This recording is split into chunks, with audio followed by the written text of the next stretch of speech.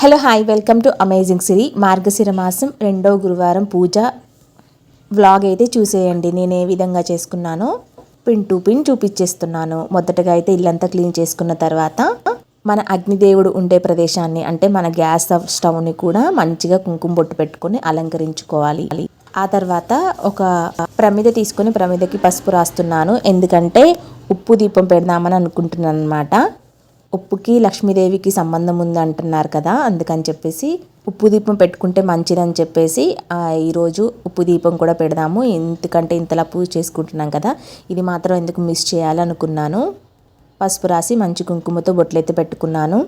First పసుపుతో ఉండే పనులన్నీ ఒకేసారి చేసేసుకుంటాను అనమాట. ఎందుకంటే ఊకే హ్యాండ్ వాష్ చేసుకోకుండా పసుపుతో ఏమేమి పనులు ఉంటాయో ఆ పనులన్నీ ఒకేసారి చేసుకోవడం వలన ఊకే హ్యాండ్ వాష్ చేసుకునే పరిస్థితి రాదనమాట. సో అందుకని చెప్పేసి గ్యాస్కి పెట్టేటప్పుడే ప్రమిదకు కూడా పెట్టేసుకున్నాను. ఆ తర్వాత అక్కడ పని అయిన తర్వాత ఇంకా గడపమ్మని కూడా పూజించుకోవాలి కదా. కంపల్సరీగా లక్ష్మీ పూజ అంటే కంపల్సరీగా అయితే మనము గడపకి కూడా పసుపు రాసి బొట్టుతో అలంకరించుకోవాలన్నమాట.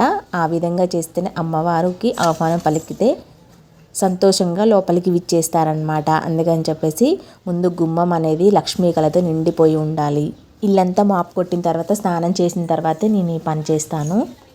చక్కగా గడపకి పసుపు రాసుకొని కుంకుమతో అయితే బొట్లు పెట్టి అలంకరించుకుంటాను. ఎవరికి తోచిన విధంగా వాళ్ళు అలంకరించుకుంటారు. సో నాకు వచ్చిన మెత్తలో నేను సింపుల్గా అయితే ఇలా పెట్టుకుంటాను అనమాట.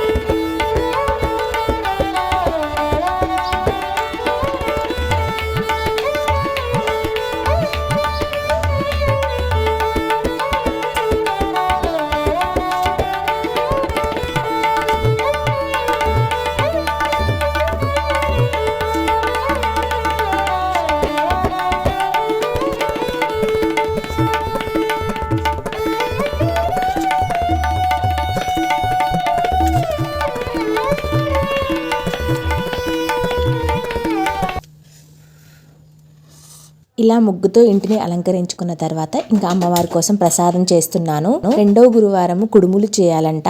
లేకపోతే బియ్య పిండితో బెల్లంతో ఏదైనా రకమైన ప్రసాదమైనా చేయొచ్చంట. సో నాకైతే వెంటనే కుడుములు చేస్తేనే బెటర్ అనిపించింది. 1 కప్పు బియ్యం పిండి కోసము 2 కప్పుల నీళ్ళు, 1 కప్పు బెల్లం అయితే తీసుకోవాలి ఈ కుడుములు చేసేందుకు. నీళ్ళు బాగా హీట్ అయిన తర్వాత మనం బెల్లం వేసేసుకోవాలి. బెల్లం అంతా కరిగిన తర్వాత మనము చిటికెడు ఉప్పు వేసేసి బియ్యపిండి వేసేసుకోవడమే. లంప్స్ లేకుండా మంచిగా కలపెట్టుకోవాలి. చూస్తున్నారు కదా, బెల్లం అంతా కరిగిన తర్వాతనే మంచిగా వాటర్లో డిజాల్వ్ అయిన తర్వాతనే మనం బియ్యపిండిని వేసుకోవాలి. లేదంటే తర్వాత కరగవన్నమాట బెల్లము. తగినంత అయితే ఉప్పు వేసేసుకోండి, టేస్ట్ మంచిగా వస్తాయి. ఇప్పుడైతే బెల్లం బియ్యపిండి వేసేసుకున్నాను. లంప్స్ లేకుండా సిమ్లో పెట్టేసి మంచిగా ఇమీడియట్గా స్పీడ్గా కలబెట్టండి, లేదంటే లంప్స్ ఫామ్ అవుతాయి. బియ్యపిండి వేసిన తర్వాత కొంచెం నెయ్యి యాడ్ చేసేసుకోండి. అందువలన కొంచెం సాఫ్ట్ అయ్యి పిండి అంతా కూడా మనము మేక్ చేసేటప్పుడు అంటే లడ్డూలన్నా కుడుములన్నా చేసేటప్పుడు మంచిగా సాఫ్ట్గా వస్తాయన్నమాట. అందుకే వేడిగా ఉన్నప్పుడే కొంచెం గీ వేసేసుకుంటే అందులో కలిసిపోతుంది అన్నమాట, మంచిగా ఉంటుంది. ఇప్పుడు మొత్తం దగ్గరగా అయిన తర్వాత సెపరేట్ గిన్నెలోకి తీసేసుకుందాము. అది కొంచెం కూల్ డౌన్ అయిన తర్వాత మీకు నచ్చిన షేప్లో లడ్డూనా లేదా కుడుములా ఏ షేప్ కావాలంటే ఆ షేప్లో అయితే చేసేసుకోవడమే. సో రెండవ గురువారం కనుక అమ్మవారి కోసం ఈ నైవేద్యం అయితే నేను చేసేద్దాం అనుకుని చేసేస్తున్నాను. కొంచెం హ్యాండ్కి నెయ్యిని అప్లై చేసేసుకొని ఇలా కుడుములు ట్రై చేయండి. అసలు టేస్ట్ చాలా బాగున్నాయన్నమాట. పూజ అంతా అయిపోయిన తర్వాత అసలు టేస్ట్ చూసిన తర్వాత అసలు ఎంత బాగా వచ్చాయో అనిపించింది. చాలా బాగున్నాయి కుడుములు. ఇడ్లీ పాత్రలో అడుగున కొన్ని నీళ్లు పోసేసుకొని 15 to 20 minutes వరకు ఉడికించుకోవాలి. అవన్నీ ఉడికే లోపు మనం ఈ కొన్ని చిన్న పనులు చేసుకుందాము. అమ్మవారి విగ్రహానికి ఫ్రేమ్కి మంచిగా బొట్లు పెట్టేసేద్దాము. ఇంకేమైనా వగేరా పనులు ఉంటే కూడా ఈ లోపు మనం చేసేసుకుంటే కొంచెం టైం సేవ్ అవుతుందన్నమాట. ఎంత క్విక్గా చేసినా కానీ ఈ పూజ 3 to 4 hours అయితే డెఫినెట్గా తీసుకుంటుందండి. నేను పిల్లల్ని స్కూల్కి పంపించిన తర్వాత 9 o'clock స్టార్ట్ చేస్తే 12:30 అయిందనమాట. పూజ కంప్లీట్ అయ్యేసరికి అంత టైం తీసుకుందనమాట. సో ఇలా బొట్లు పెట్టుకున్న తర్వాత అమ్మవారి కోసం పూలదండ అయితే అల్లుతున్నాను. పర్ఫెక్ట్గా అల్లడం అయితే రాదులే, కానీ ఏదో వచ్చిన విధంగానైతే అల్లుతున్నాను. మన చేతులతో స్వయంగా దండ అల్లి అమ్మవారికి వేయడం మనసుకి నిజంగా ఎంతో హాయినిస్తుంది. అందుకని చెప్పేసి నా చేతులతోనే స్వయంగా నేనైతే అల్లుకుంటున్నాను.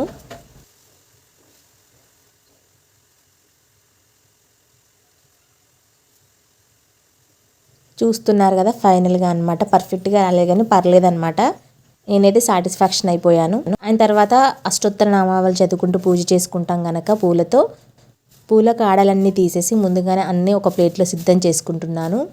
ఇలా ముందుగానే కాడలన్నీ తీసేసి సిద్ధం చేసుకుంటే ఏంటంటే పూజ చేసుకునేటప్పుడు హడావిడిగా కాకుండా మనసారా స్ఫూర్తిగా మంచిగా చేసుకోవచ్చు అనమాట. తర్వాత మధ్యలో పంచామృతాలతో అభిషేకం ఉంటుంది పూజ మధ్యలో. సో అందుకని చెప్పేసి వాటి కోసం అని చెప్పేసి 5 ఒకేసారి తీసేసుకొని ఒక దగ్గర అరేంజ్ చేసుకుంటున్నాను. ఎందుకంటే మళ్ళీ మధ్యలో పూజ మధ్యలో లేవకుండా మనం అన్నీ ఇలా ఆర్గనైజ్గా చేసేసుకుంటే ఏంటంటే ప్రశాంతంగా జరుగుతుంది. పాలు, పెరుగు, తేనె, పంచదార, నెయ్యి అన్నీ ఒక దగ్గర ఇలా పెట్టేసుకున్నాను. ఇప్పుడు ఫస్ట్ పసుపు రాసుకున్నాను కదా ప్రమిదకి. ఇప్పుడైతే అది మంచిగా ఆరిపోయిందనమాట. ఆరిపోయిన తర్వాత అందులో కల్లుప్పు వేసుకున్నాను. ఫస్టే చెప్పాను కదా ఉప్పు దీపం పెట్టబోతున్నాను అని చెప్పేసి. సో దానికోసం ఇప్పుడైతే నేను సిద్ధం చేసుకుంటున్నాను. ఆ కల్లుప్పు పోసిన ప్రమిద మీద ఈ కామాక్షి దీపం పెడదామని అనుకుంటున్నాను. అందుకోసమే ఇలా నేను సిద్ధం చేసుకుంటున్నాను. ఫైనల్గా అయితే అయిపోయిందనమాట. సో ఇలా ఆర్గనైజ్ చేసేసుకొని మధ్యలో పెట్టుకుంటానమాట. దీపం వెలిగించుకుంటాను. ఇప్పుడు పూజ కోసం అన్నీ సిద్ధం చేసుకున్నాను. పూలు, పంచామృతాలు, కలశ పూజ కోసం నీళ్ళు అండ్ మరొక పాత్రలో కూడా నీళ్లు తీసుకొని ఇలా పూజ గదిలోనే పూజ చేసుకోవాలనుకుంటున్నాను. సపరేట్గా పీఠం అయితే వేయలేదనమాట. ఫస్ట్ సారి చేసిన గురువారం అయితే సపరేట్గా పీఠం వేసి చేశాను.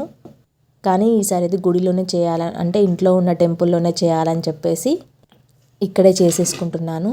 సో ముందుగా అయితే గణపతి పూజ చేయాలి కనుక గణపతి పూజ అయిపోయిన తర్వాత తీసిన వీడియో అండి ఇది.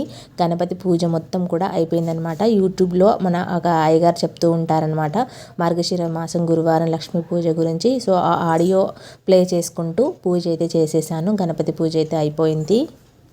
గణపతి పూజ అయిపోయిన తర్వాత ఇక అమ్మవారికి పూజ చేసుకోవాలి. అమ్మవారి పూజ మధ్యలో పంచామృతాలతో పూజ ఉంటుంది, అభిషేకం ఉంటుంది కనుక. సో ఆ వీడియో అయితే చిన్న చిన్న క్లిప్ అయితే తీసానమాట. పూజ మొత్తం కూడా వీడియో తీయలేదండి, ఎందుకంటే ఒకే ఫోన్ ఉందన్నమాట ప్రజెంట్ అయితే. ఒక ఫోన్లోనే నేను పూజ వినాలి ప్లస్ వీడియో తీయాలంటే కుదరదనమాట. అందుకని చెప్పేసి అభిషేకం చేసేటప్పుడు మాత్రమే పాజ్ చేసేసి జస్ట్ వీడియో తీశాను అంతే. అమ్మవారిని క్షీరాబ్ది కన్య అంటారు కదా, క్షీరసాగరంలో పుట్టిన ఆ అమ్మవారు అనమాట. సో పాల సముద్రంలో అమ్మవారు కూర్చున్నట్టుగా ఎంత చక్కగా ఉన్నారో కదా. నెయ్యితో అయితే ఇప్పుడు అభిషేకం చేస్తూ ఉన్నాను. నిజంగా ఇలా పంచామృతాలతో అమ్మవారికి అభిషేకం చేస్తూ ఉన్నప్పుడు అసలు మనసుకి ఎక్కలేని ప్రశాంతత ఉంటుందండి. పాలు, పెరుగు, తేనె, నెయ్యి, చక్కెరతో అండి ఇలా 5 పంచామృతాలతో స్నానం చేసిన తర్వాత ఇంకా నీళ్ళతో అన్నమాట. చివరిగా క్షీరసాగర మదనం చేసేటప్పుడు అమ్మవారు పుట్టారు అంటారు. సో అందుకని చెప్పేసి ఇప్పుడు ఈ విజువల్స్ చూస్తుంటే స్వయంగా పాల సముద్రంలో నుంచి అమ్మవారు వస్తున్నట్టుగా ఎంత చక్కగా ఉందో కదా చూడ్డానికైతే. మీకు ఎలా అనిపిస్తుందో కామెంట్ చేసి నచ్చితే లైక్ చేయండి.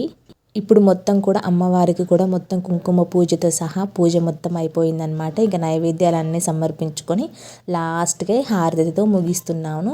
ఇప్పుడైతే ఒక చిన్న క్లిప్ తీసానమాట పూజ మొత్తం అయిపోయిన తర్వాత. చెప్పాను కదండి, ఆల్మోస్ట్ ఇంట్లో పని 2 అవర్స్ పడితే పూజ ఒక్కటే 1 అవర్ పైన పట్టిందనమాట. నిదానంగా అన్నీ ముందుగానే సిద్ధం చేసుకుంటే ఆ ఆడియో వింటూ చక్కగా అయ్యవారు చెప్పినట్టుగా పూజ చేసుకోవచ్చు ప్రశాంతంగా. మీకు ఎలా అనిపించిందో నా పూజ ప్లీజ్ కామెంట్ చేసి, అండ్ ఎవరికైనా నచ్చినట్లయితే, ఎవరికైనా యూస్ఫుల్ అనిపిస్తే లైక్ చేసి సబ్స్క్రైబ్ చేసుకోండి. మార్గశిర మాసం గురువారం చాలా ప్రత్యేకమైంది అంటారు. ఆ అమ్మవారికి చాలా ప్రీతికరమైన దినం.